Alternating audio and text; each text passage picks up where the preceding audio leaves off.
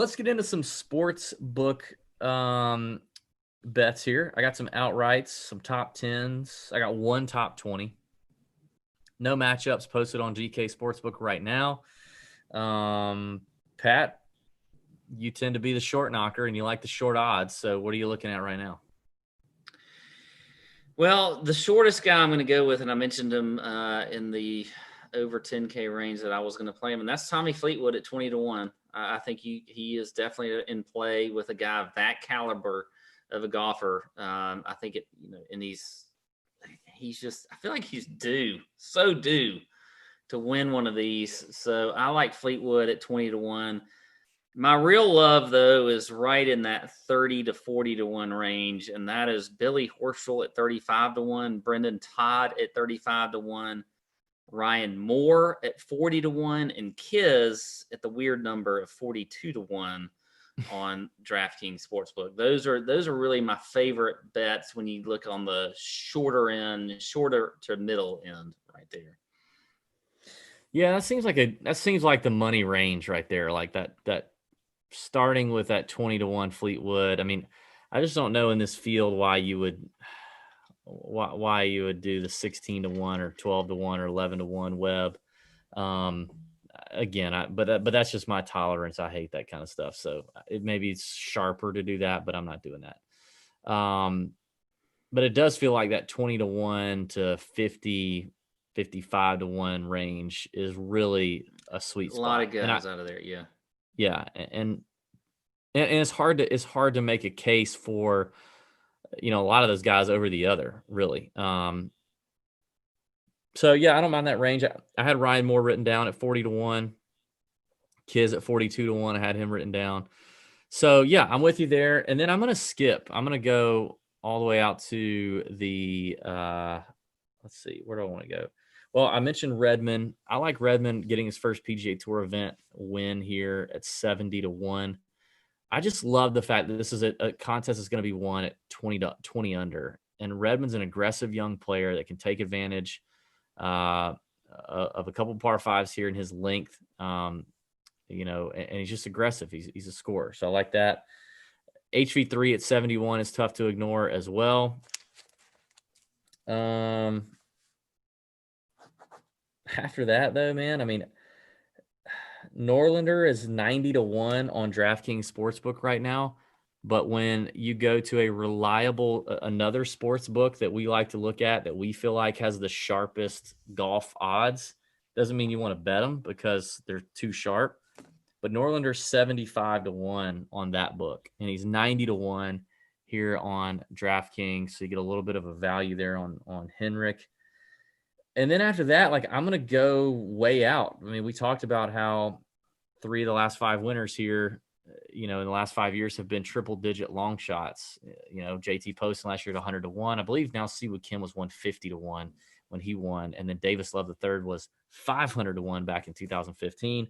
So I'm looking at some long shots, man. You mentioned, well, before I do that, do you have any more in the mid or long range that you want to get to? The only ones that I will go to, and I'll let you finish this off, was I was with you on HV3 at 70-1. I mentioned Collie as being a play that I liked in DFS. I like him at 90-1.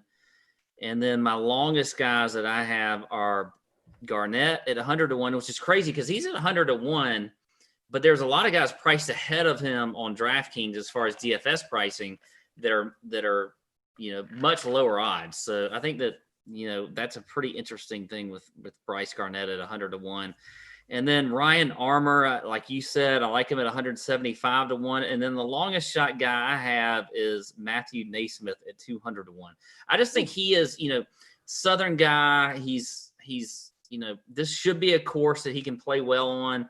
I think Naismith is, now we've seen him he was started off kind of in the restart sort of hot and he sort of cooled off a little bit, but I like Naismith at 200-1. So that's it. I'll let you finish it off. Oh, and I have one top 20 bet, but that was it. Yeah, I got one of those too. I'll throw that out there here in a second. I don't know about Bud Cauley winning this thing, man. I don't see him winning. He doesn't seem like a winner. How long has he been on tour? He just can't win. No, Anyway, he's had injury issues and whatever else. Like, he can't really. I mean, I don't know. I think he can win. You want to talk about? I like your Ryan Armour play. In fact, going back to that same sports book that we feel like has pretty sharp numbers, Ryan Armour's 150 to 1 there, and 170 to 5, 170 to 5, 175 to 1, 175 to 1 on DraftKings. A little bit of a value there on DraftKings, but I like the Ryan Armour play.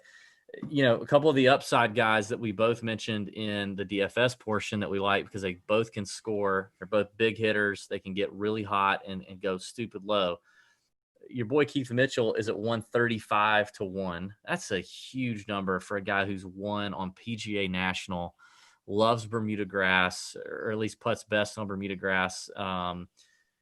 Had a good week at the PGA. I don't know. That's a good number for him, I think. And then Will Gordon at 175 to 1, another long hitter with that needs some points. Okay. And 175 to 1 on DK Sportsbook, 115 to 1 on the mysterious Sharper Golf Sportsbook. 115 to 1. That's a big difference for Will Gordon. So I'd go ahead and snatch up that 175 while you can on Will Gordon because I bet it's going down. And then I got a long shot here that's also going to be a top 10 bet for me. Chris Baker, European Tour mainstay that I mentioned in the DFS section as well. Very accurate player. Couple good, decent finishes. Couple made cuts since the restart, playing full-time on the PGA Tour right now. He is at 250 to 1 and 22 to 1 as a top 10, which I definitely think he has the ability to do. You ready to get in some top? Do you have any top 10 bets? I got a couple top 10s. I have no top 10s. I just have one top 20 bet that I like. Who's your top 20 bet? I like Scott Stallings, 10 to 1.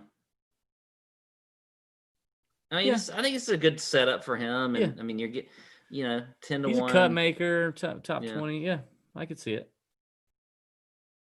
I have one top 20 bet, and he's also a top 10 bet. That's Hank Lebioda. He is 14 to 1 for a top 20 and 33 to 1 as a top 10. Like I said, playing a lot better, getting some putting lessons, getting some putting help over the last few weeks. I think that could be good. Harry Higgs at 33 to 1. It's just a long number for a guy who had such a great fall. It's just a big number for a top 10. I feel like we haven't seen Higgs in a couple weeks. Hopefully he's worked some stuff out ball striking wise because his ball striking really tanked since the restart. I'm believing for something there. Chase Seifert at 18 to 1. Talk about a guy who is ball striking pretty well since the restart. 18 to 1 for a top 10 on Chase. And then finally, a guy that everyone feels like, I don't know, we've forgotten about, but he's a PGA Tour winner. He had some injury issues. He's come back since the restart. He's had a couple of decent finishes since the restart. I know who you're talking about. He's a short knocking, accurate guy from South Carolina. Wesley very familiar Bryan. with Bermuda grass. Wesley Bryan is 22 to 1 for a top 10. Yeah, I don't mind that, actually. You know what I mean? I mean, that's this course fits him very well. He's picking his spots in a medical exemption right now. I think this is a good spot for him. I'm just looking at this looking at these now that I'm kind of scrolling down further. We're getting Kiradech. We're getting Kiradech back this week. We get Kiradech back this week. Yeah. Has he played an event since the restart, or am I just haven't noticed him? He is not. No, he is not. Kiradech is back, baby. I just saw an Instagram video of him playing a practice round. Wow. Super excited about that. Yeah, he could be interesting. I'm not touting him right now, but I just I don't. Yeah, he could be. I wonder how much he's been playing.